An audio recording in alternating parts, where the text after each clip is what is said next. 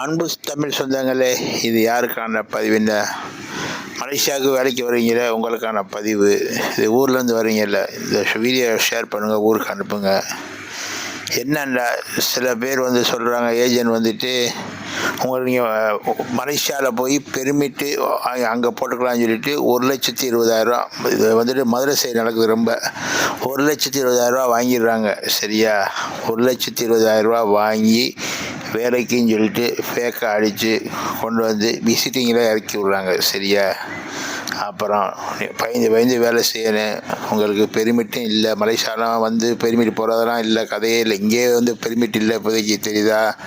அதனால நாங்கள் ஊரில் புதுசாக பெர்மிட் போடுறதுலாம் கதை இல்லை. அதெல்லாம் நம்பாதீங்க. ஒவ்வொருத்தரும் சும்மா ட்ராவலிங்கில் வர்றதுக்கு 1,20,000 வாங்கியிருக்காங்க, மனசாட்சி இல்லாமல். சரியா, மதுரை சைடு வாங்கியிருக்காங்க. கொஞ்சம் அங்கிட்டு உள்ளவங்க இது நம்ம பசங்களுக்கு ஒன்றுமே புரிய மாட்டேங்குது. ஏதோ ஒரு பேரை காமிக்கிறாங்க, ஒரு ஃபேக்ட்ரி காமிக்கிறாங்க, கொண்டு போய் இறக்கி விட்டுறாங்க. கொண்டாந்து அதான் கோசமாக கிடக்குறாங்க. ரொம்ப பேர் கிடக்குறாங்க. பொதுமக்களில் பாதி பேர் போயிட்டாங்க, இன்னும் நிறையா பேர் இருக்கத்தான் செய்கிறாங்க. எப்படி போகணும், கையில் காசு இல்லை, வழி இல்லை.